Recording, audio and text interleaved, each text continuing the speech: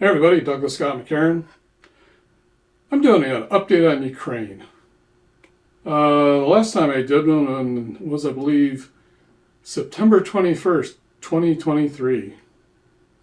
It was during the time the Ukrainians were trying to push through the minefields down in Zaporizhia. And I picked it because it was 970 days, this particular time that I was doing it. And people were talking about all the deaths and everything. And the Russians had lost a lot of numbers, but then I started looking back into World War II. And the Battle of Smolensk, which is 2 months, they'd actually lost more in 2 months than they'd been losing in almost 3 years of fighting in Ukraine. So it's a very different war. But I was, before I get into those numbers, well, here you go. This is the map of where that was on September 21st, 2023. And this is the losses according to the Ukrainians. It's killed, wounded, and missing. And then here's October 20th, 2024. And you can see the map. And here's the losses. You can see they're a lot bigger. And here's the chart showing the changes. Now, the personnel killed, that's kind of a guesstimate. The Ukrainians are kind of guessing at what they think happened, so who knows if it's accurate. But most of the vehicles, they actually have video proof. And as you can see, there's a lot of them blown up, those vehicles. And you look at those numbers, and here's the two maps next to each other, 13 months apart, and as you can see, not a lot's really moved. Got that little incursion into Kursk. The Russians have pushed a little bit in the Luhansk area. They got, over 10,000 casualties in 1 month. Kind of makes you wonder if this is really worth the point. I've talked before how imagination kind of like, we get swallowed into it like it's real. Like Russia is just kind of an imagined feeling that some people that live in what's called Russia have, especially Putin. Now, there is a reason for going into the Donbass, is that a lot of the industry and raw materials that the Soviet Union had that made them strong and powerful were in the Donbass, and a lot of the food came out of Ukraine. You got resources, but at the same time, you're also killing a lot of your people for, they could have sold the Ukrainians gas and got the raw materials. Some people say this isn't the war for the U.S., but, if the Russians actually do get all that raw materials and food back, that was what allowed the Soviet Union to compete with the U.S. So in a way, it is our war. But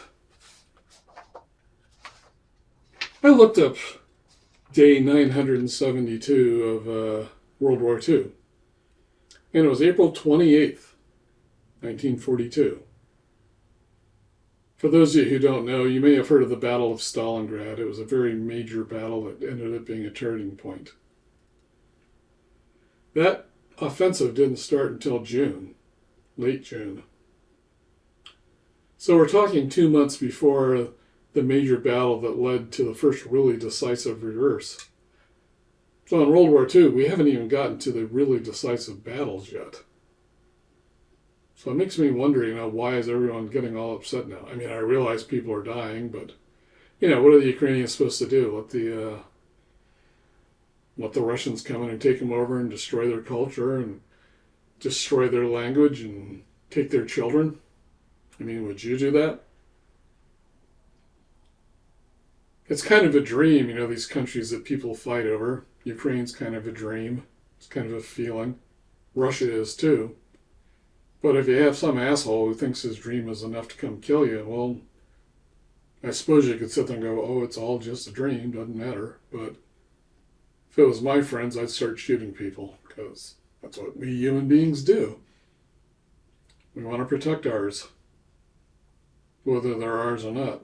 Seems to me to make more sense to get that it's all a dream and just not fight. But apparently I don't get to run things. At least not yet. But I looked up April 28th, 1942, and I found this kind of interesting.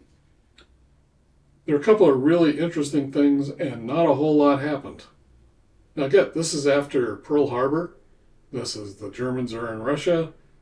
The U.S. is at war with Japan. You got the war going on in North Africa. And this is what recorded. Coast watchers reported a Japanese flying boat landing in the Upper Solomon Islands. Erwin Rommel was given the Colonial Order of the Star of Italy. HMS Edinburgh departed Murmansk, Russia. A couple of Allied convoys left Russia, going to Russia and coming back. None of them got shot. Though the Germans did sink a Dutch ship, which is kind of interesting because the Dutch were beaten back in 1940. 6 killed, 37 survived. In Alaska, the USS S-35 sailed from Dutch Harbor. They got reported that there was a Japanese invasion fleet near the Aleutian Islands. Actually, it didn't invade until I think June 3rd, which is about when Midway happened, 1942. Nothing really exciting here. It kind of amazes me in the middle of this World War, this is what's coming up. The US-38 departed Brisbane, Australia. Australia and Papua, court watchers reported seeing incoming Japanese aircraft. There was kind of a fight. Some planes got shot down. There were a few bombs dropped on the airport.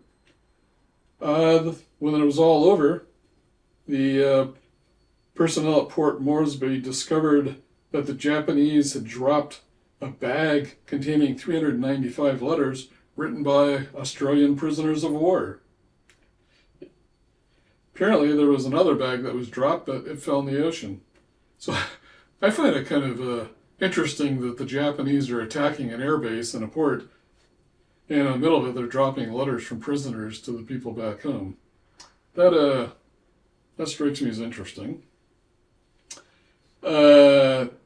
Chinese 28th Division arrived at Lishao, Burma. In the west, the Indian 17th Division crossed the Irrawaddy River, and the 7th Armor Brigade, British and Indian 38th Division formed a blocking line. In Germany, the German Reichstag passed legislation marking Adolf Hitler as supreme judge of the German people, formalizing his status above the law. Kind of interesting. Bunch of bombers went and tried to bomb Kiel, Germany. They blew up a bunch of the shipyard and facilities, killed 15. Sent 88 bombers and they killed 15 people. How many millions of dollars does it take to kill a person? See that in Ukraine too. They fire all these artillery shells, like these $30,000 artillery shells. Very interesting. Now this one I found really interesting. Japan's Naval General Staff Technology Subcommittee reviewed the preliminary proposal for an underwater aircraft carrier. An underwater aircraft carrier. That strikes me as interesting. Never heard about it later, so I guess they didn't do it. Axis aircraft attacked Malta. The Marshall Islands, Kamoy arrived at Marshall Islands. In Norway, Let's see, 33 bombers tried to attack the German battleship Tirpitz. No damage. 33 airplanes drop all these bombs and nothing happens. Kind of makes you wonder about war. It's already kind of dumb, but this is like really dumb. In Poland, SS Obersturmführer Franz Stangl arrived at Sobibor. That's one of the major death camps. Singapore, Naka departed the Seletar Naval Base, Singapore, and arrived at Keppel in Singapore. Don't know who all these people are. Taiwan, some guy arrived from Tokyo, arrived at Tako, Taiwan. Trinidad, the U.S. Ranger, and Augusta arrived at ports of Spain, Trinidad. This is the middle of a world war. This is what happened on this day. Now, this is kind of cool.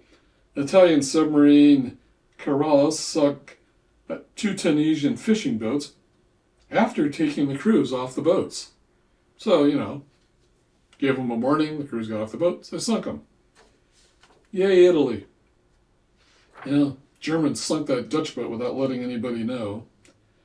In the United Kingdom, the historic Goodhall in York, England, was destroyed by fire started by a German air raid.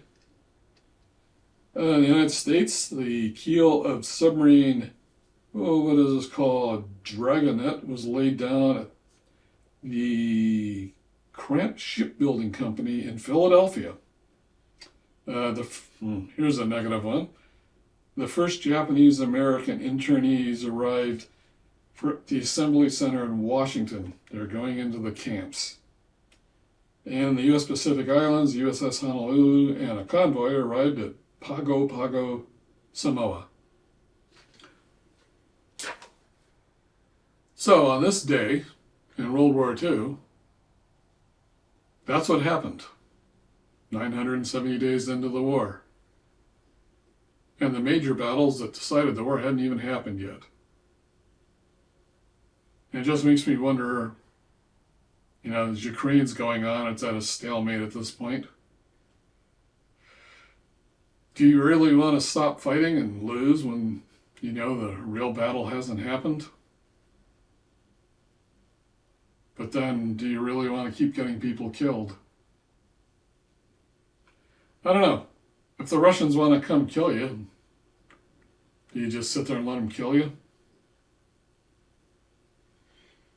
I don't know if you heard about the Ukrainian drone operators. There were 7 of them that were captured, stripped down to their skivvies and shot in the head, and the Russians put a video out about it, how proud they were. Well, that whole Russian unit got killed a couple days ago. And I sit here, I was a history major, and I just think of kings of Assyria and Babylonia marching around with their soldiers killing each other and conquering and on and thinking they're doing something and changing the world. And they aren't. Nothing really important happened. The only thing that's really important that happens is we have our children and raise them and feed them and take care of them. All this other stuff is just crap. But given the situation, I say support Ukraine.